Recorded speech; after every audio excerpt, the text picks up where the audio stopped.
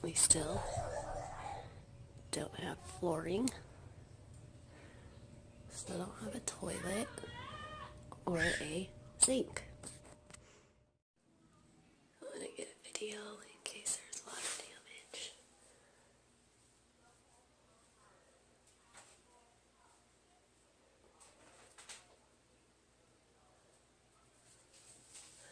You can see.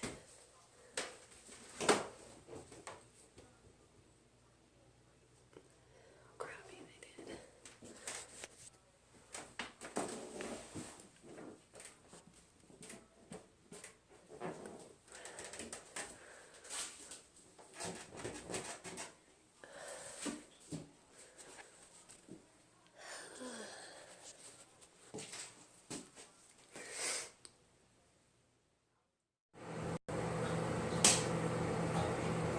January 11th, we now have a toilet and a bathtub.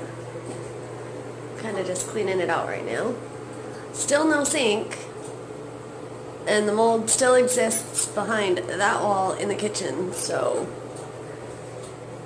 he's going to be here to mud the walls Monday and Tuesday, mud paint, and then put in the rest of our flooring. So